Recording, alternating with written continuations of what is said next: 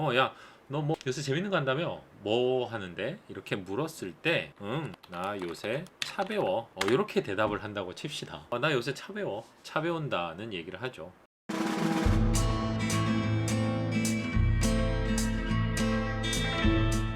시작하겠습니다. 안녕하세요, 여러분. 안녕하세요, 여러분. 다인생활의 정다인입니다. 오늘은 좀 새로운 포맷으로 여러분과 인사를 하려고 합니다. 차 인문학 프로그램 중에 오늘부터 종종 차린이들을 위한 차에 입문한 초보자들을 차린이라고 하죠. 이 차린이들을 위한 다도학 개론이라고 하면 좋을까요? 네, 재밌고 쉽게 차에 관한 여러 가지 이야기들을 풀어볼까 합니다. 뭐 그런다고 해서 티하우스 찻집이죠.에 가셔가지고 실제로 차를 마셔보면서 잎을 보고 마셔보고 만져보고 냄새를 맡아보면서 할 수 있는 경험적인 차원은 반드시 추가로 하셔야 합니다. 전혀 다른 차원의 이야기니까요. 그런 것들 외에 티하우스에서는 가르쳐주지 않는 혹은 넘어가거나 아주 간단하게 이야기하고 많은 그런 이야기들을 주로 다루어 볼까 합니다. 오늘 처음 할 내용은요. 여러분들 다도라는 이야기를 용어를 들어보셨을 겁니다. 다도라는 단어가 여기 보시면 다도 글씨를 좀 크게 할까요? 보기 좋게 하기 위해서 20 정도 할까요? 자, 글씨체는 한 큰 바탕으로 다도 좀 더 크게 할까? 20, 30 정도로 해서 자 잠시만요. 예쁜 글씨가 뭐가 있을까? 그렇지. 열차할 때는 고딕이 최고죠. 네, 고딕으로 하겠습니다. 자, 이 다도라는 단어를 들어보셨을 거예요. 자, 다도는 한자로 이렇게 쓰죠. 자, 다도라는 말을 여러분들이 들으시면 어느 나라를 제일 먼저 떠올리십니까? 그죠? 다도? 이렇게 하면 보통은 일본을 떠올린다. 보통은 일본을 떠올리실 겁니다. 차에 문외한이신 분들부터 차를 이제 막 시작하신 분들 모두가 다 이러실 거예요. 일본을 떠올리는데 다도라는 말은 원래 중국의 개념이다.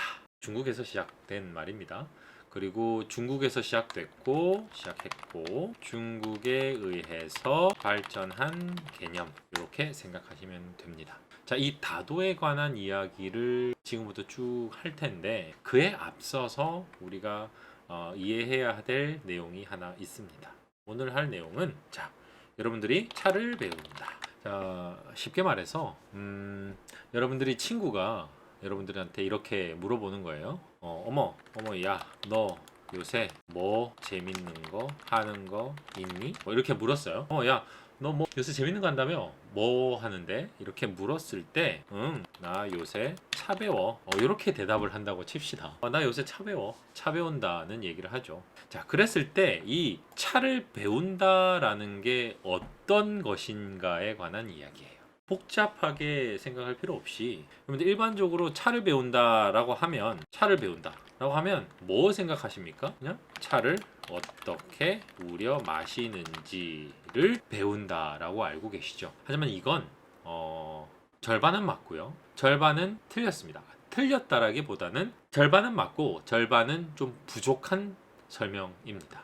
자, 왜 그러냐? 아주 오래 전부터요. 여러분들 차의 역사라고 하면 어떤 전문가들은 뭐 2000년, 1500년, 3000년, 4000년 이렇게 말씀하시는 분들이 계신데 3000년, 4000년이라는 말은 저는 100% 동의할 수는 없어요. 차의 역사라고 하면 그렇죠. 저 옛날 신석기 시대, 청동기 시대 때부터 소수민족들이 약용 혹은 제사용으로 쓴 인류학적인 개념에서 다가가면 차의 역사를 3000년, 4000년, 5000년이라고 봐도 틀리지 않습니다. 근데 일반적으로 우리가 차의 역사라고 했을 때는 차 문화의 역사를 말하거든요. 정확하게 말하면 차가 어떤 식으로 우리가 인정할 만큼의 문화적인 수준으로 우리의 문명사 안에 개입하게 되었는가를 따지죠. 그렇다면 당나라로 보는 게 맞습니다.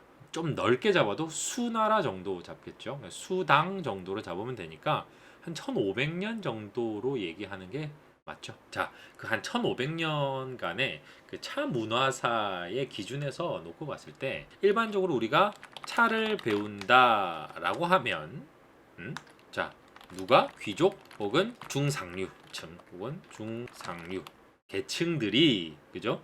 여기서 말하는 중상류층은 돈이 많아야 함.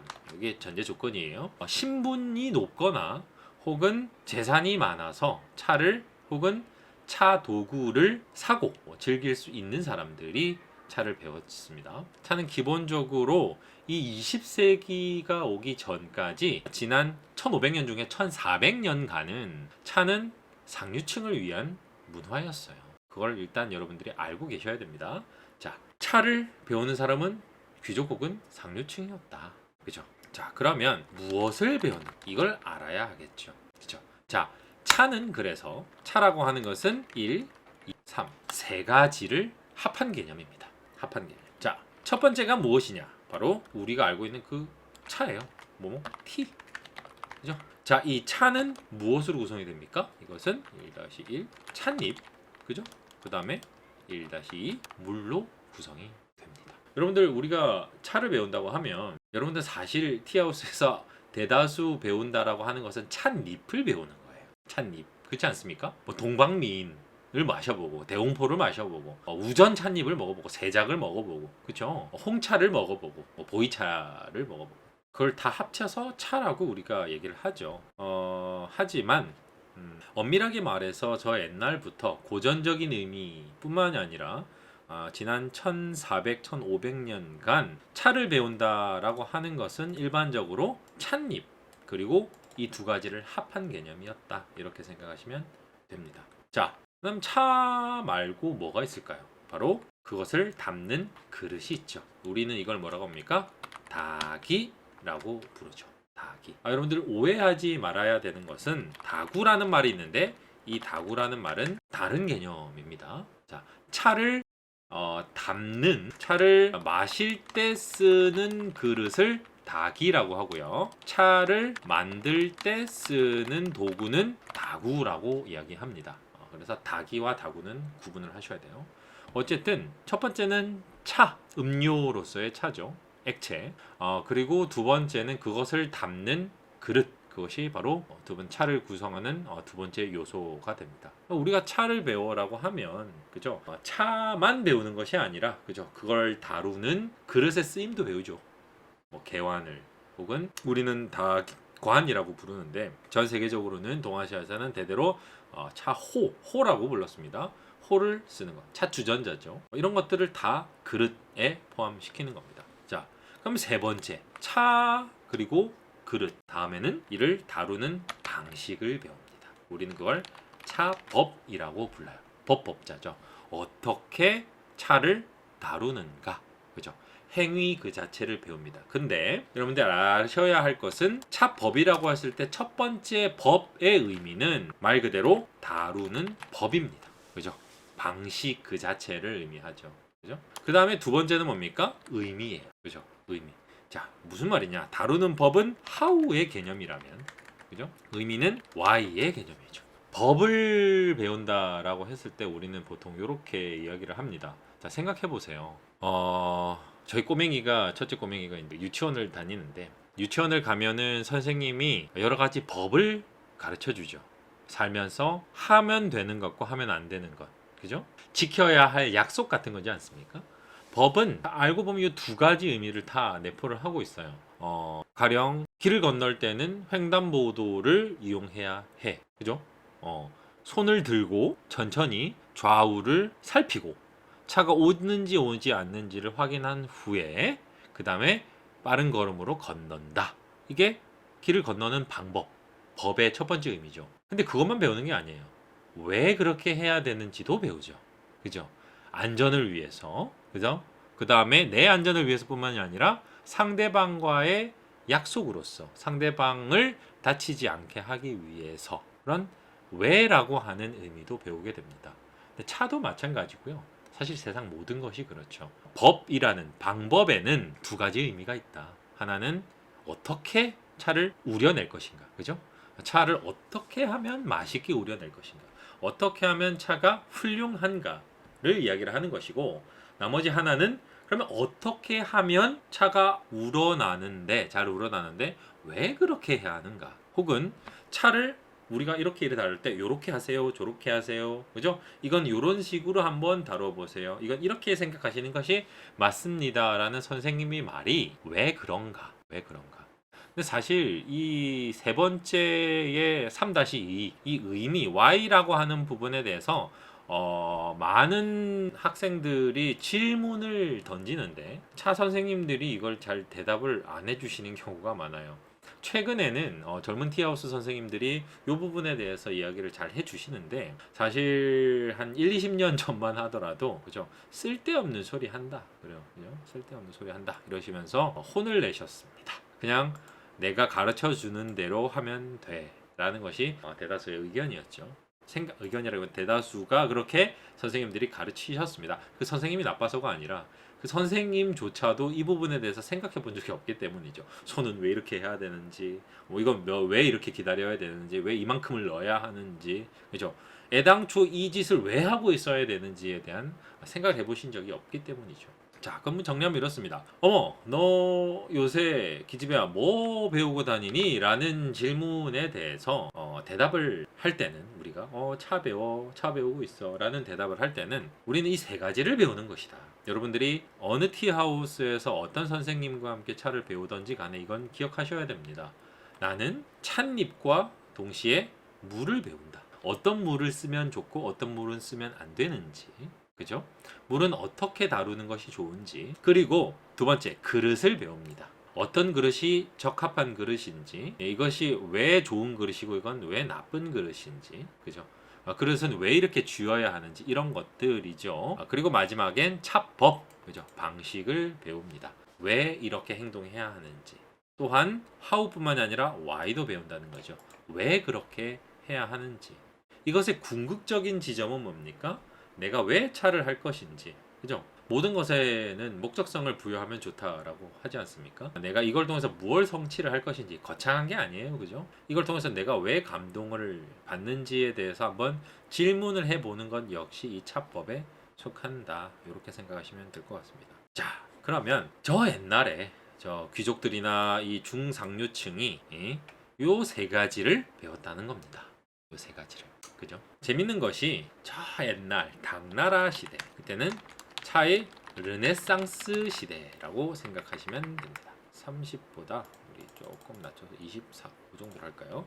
차의 르네상스 시대입니다. 차의 르네상스, 정확하게 말하면 중국 차의 르네상스 시대. 요때 당시에 왜 제가 르네상스냐라고 하는 부분에 대해서는 제가 다음에 설명드릴 일이 있을 겁니다. 사실 당이냐 송이냐를 두고 갑론을박이 얼마든지 있을 수 있습니다. 얼마든지 있을 수 있어요. 전 뭐 송이라고 말해도 전혀 틀리지 않다고 생각합니다. 차를 한다라고 하는 것은 이꼴 필수 교양이었기 때문입니다. 필수 교양. 그죠? 저 옛날 당나라 시대부터 현대에 이르기까지, 그죠? 20세기 초까지, 중국과 일본, 우리나라도 일부는 그렇습니다. 현대에 이르기까지 아주 오랜 세월 동안 귀족 계층에게는 반드시 지켜야 할 혹은 뭐 지녀야 할 교양 덕목이 있습니다. 여러 가지 것들이 있는데 예술, 취미 예술 분야에 걸쳐서 이렇게 5가지가 있습니다. 시, 서, 화, 향, 차.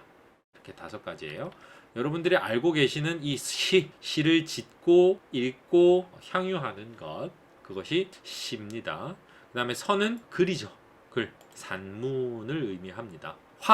화는 꽃입니다. 꽃꽂이. 꽃꽂이는 여러분 남성들의 취미 생활이었어요. 물론 아녀자들이 꽃꽂이를 한 세월도 깁니다만 기본적으로 군자가 되기 위해서 유교에서도 마찬가지고 유학에서도 마찬가지고 도교에서도 마찬가지고 불교에서도 일부는 그렇습니다만 꽃이라고 하는 것이 갖고 있는 그 상징성이 철학성이 있어요. 어쨌든 꽃이라고 하는 것은 남성들이 자신의 수련, 유학자라고 치면 선비님들이라고 치면은 수기라고 하죠.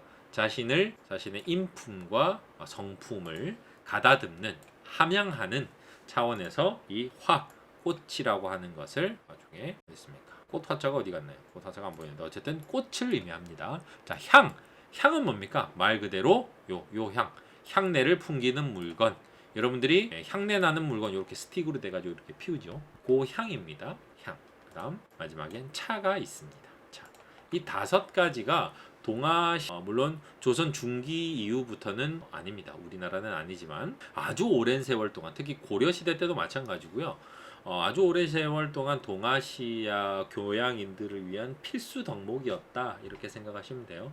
그리고 그 중에서 차라고 하는 것은 아까 말씀드렸다시피 3요소가 있다. 3요소 바로 마시는 찻잎과 물로서의 액체로서의 음료 차가 있고, 두 번째 그것을 담는 그릇이 있다.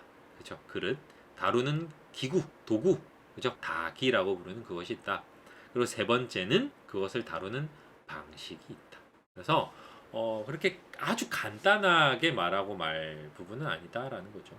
그래서 여러분들이 차를 진지하게 배워보시려고 한다면 차는 어려우면서도 복잡하면서도 매우 단순한 물건이에요. 방식은 다소 복잡할 수 있고, 그다음에 선택을 위한 가짓수도 굉장히 폭넓은 것도 사실이지만, 사실 그것이 어느 정도 익숙해지고 나면 더없이 간편하고 간단하면서 굉장히 직관적인 무언가입니다. 그래서 저와 함께 그죠?